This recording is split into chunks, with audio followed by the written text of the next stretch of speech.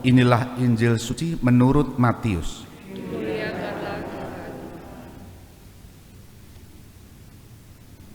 Dalam khotbah di bukit, berkatalah Yesus kepada murid-muridnya, "Jika hidup keagamaanmu tidak lebih benar daripada hidup keagamaan ahli-ahli Taurat dan orang-orang Farisi, kalian tidak akan masuk ke dalam kerajaan surga. Kalian telah mendengar apa yang difirmankan kepada nenek moyang kita, jangan membunuh. Siapa yang membunuh harus dihukum. Tetapi aku berkata kepadamu, setiap orang yang marah terhadap saudaranya harus dihukum. Barang siapa berkata kepada saudaranya kafir, harus dihadapkan ke mahkamah agama. Dan siapa yang berkata jahil, harus diserahkan ke dalam neraka yang menyala-nyala.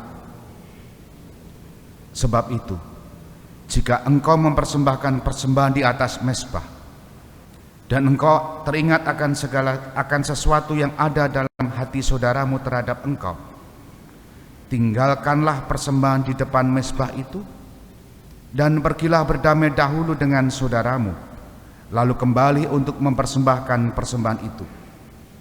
Segeralah berdamai dengan lawanmu selama engkau bersama-sama dengan dia di tengah jalan, supaya lawanmu itu jangan menyerahkan engkau kepada hakim, dan hakim itu menyerahkan engkau kepada pembantunya, dan engkau dilemparkan ke dalam penjara.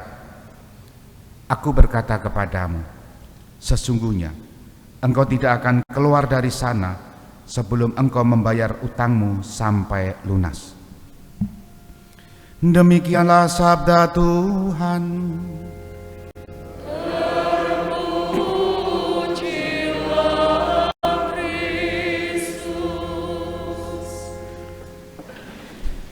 Saudari-saudara yang dikasihi Tuhan, selamat pagi berkah dalam.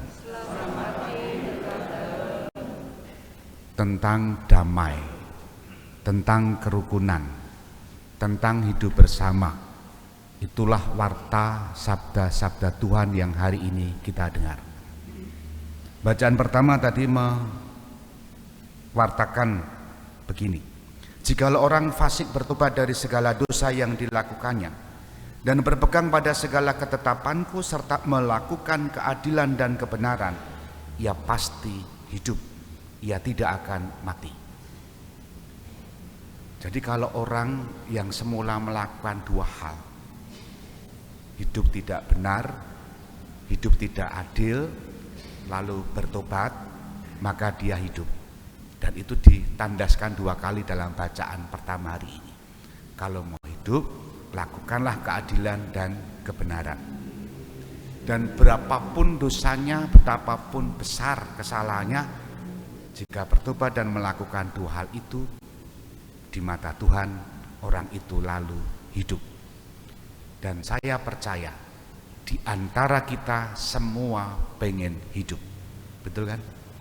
Nah, kalau hidup masa prapaskah ini, kita diajak sekaligus ditantang bagaimana kita berusaha untuk hidup itu, memperoleh hidup itu, yakni dengan melakukan keadilan dan kebenaran.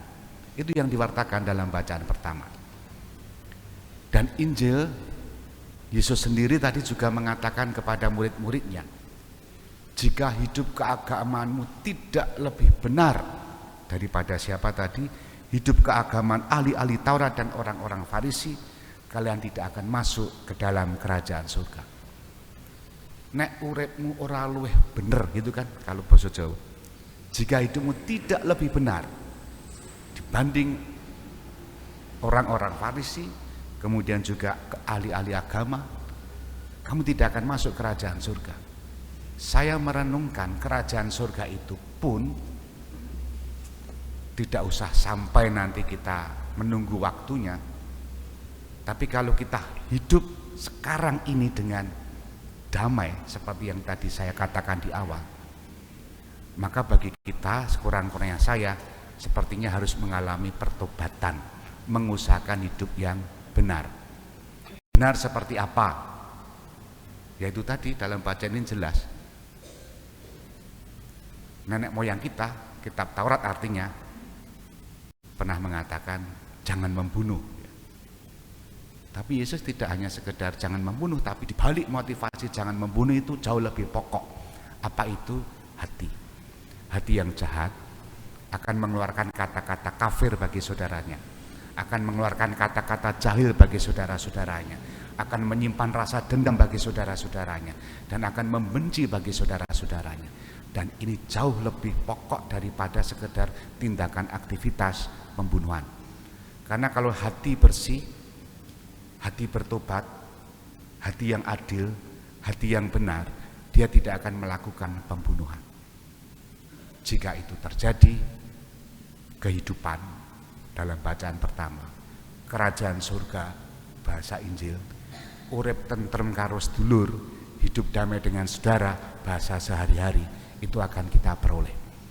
Maka pertobatan mengajak kita untuk bagaimana adil, benar, dan buahnya adalah hidup damai dengan sesama kita. Pokoknya, dasarnya, intinya adalah bagaimana kita memanfaatkan masa prapaskah ini untuk mengalami pertobatan itu, membaharui janji baptis di masa malam Paskah nanti, supaya kita memperoleh hidup itu. Kita hening sejenak.